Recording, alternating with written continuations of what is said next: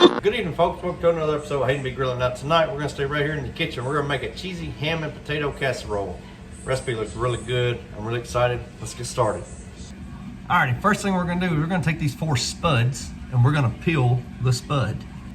Alright, now that we've got these 4 potatoes peeled, we're going to go ahead and start chopping them up. We're going to cut them into little 3/4 inch bite-sized pieces. Thereabouts. I'm not busting out a tape measure. Now, once you got your potatoes chopped, just go ahead and put them in a pot of water, in a medium-sized pot. You want just enough water in there to cover the potatoes, but we're not turning it on just yet. We're gonna wait and finish getting the rest of these chopped up. Alright, so we got our potatoes in this pot of water. We're gonna turn our boiler on, or our burner rather, onto a high heat, and we're gonna bring this to a boil while it's covered. Alright, so we want to bring this to a boil, but only let it boil for about 5 to 6 minutes. You want to get them soft, but not completely tender just yet. Alright, so now while our potatoes are boiling, sorry, let me adjust that. We've got this slab of ham here, the sliced ham. It's pretty thick, right? Smithfield ham. And what I'm going to do is I'm going to cut it, and we're going to cube this ham. Alright, now we got our ham cubed up. We just set it to the side for a minute. We're going to take a 9x13 baking dish. We're just going to spray some Pam inside of it, some no-cook spray. No stick spray, not no-cook spray. Alright, so I want those 4 potatoes in hopes, because we should have, when we quarter them up and chop them up, should have about a total of 6, or just over 6 cups. That was 2 cups there. I'm going to keep transferring them into the baking dish. Now that we got our 6 cups of diced up, cut up potatoes, now remember, they're not all the way soft, but now we're going to add in 2 cups of that ham.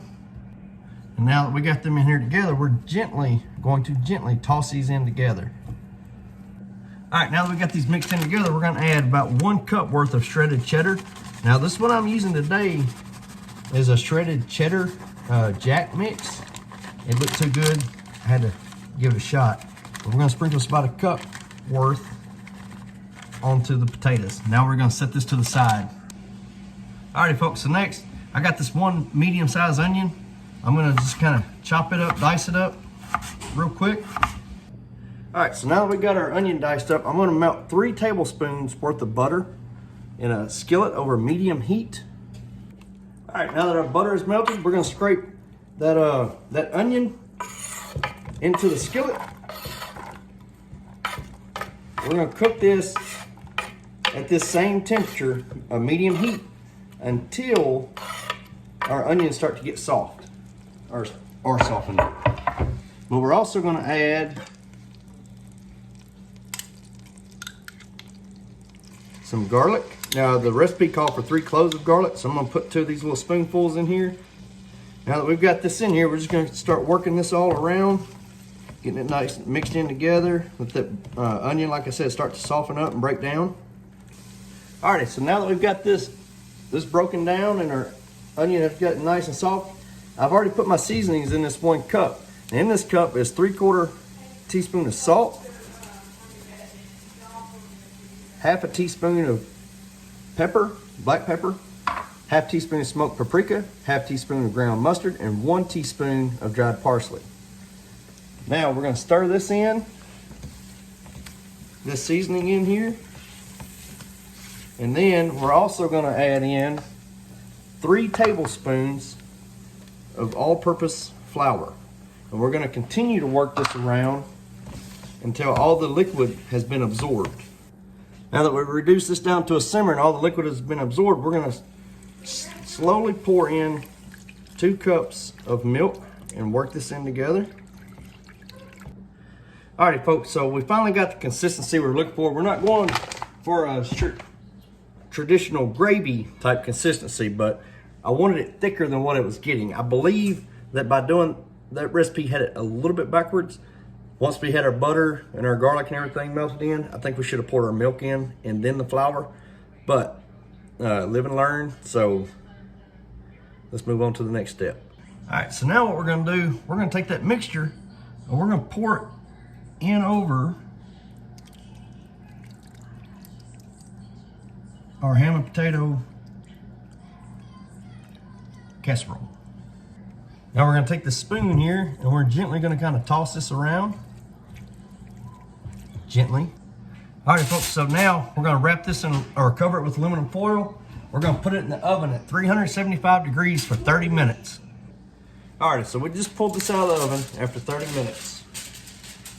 I gotta tell you, the sucker's looking and smelling amazing, but we're gonna remove the aluminum foil.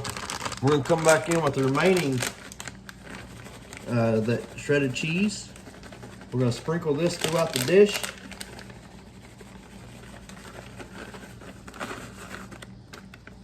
Now we're gonna put this back in the oven uncovered for 5 to 10 minutes or until the cheese starts to melt and the dish gets bubbly. Ooh, folks, just pulled this out of the oven. Cheese is nice and melted. And this is looking delicious. Alrighty, folks, here we go with that all-important taste test.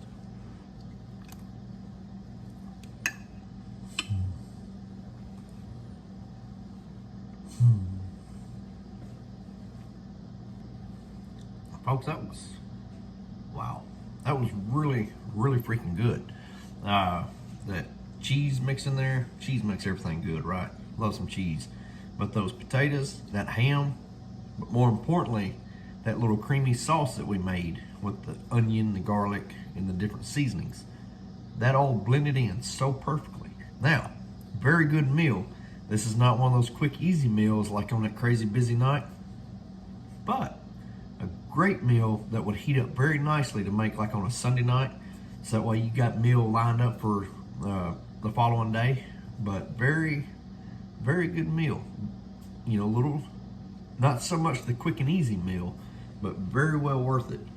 And like I said, the only thing I'd have done different is I would have poured the milk in first and then slowly started whisking in my flour rather than putting the flour in the way the recipe called for. But y'all, please let me know what you think of the video. This is a very good one. Just a little more on the time consuming side, and so I do apologize for that. But y'all, please like, subscribe, and we'll see y'all later.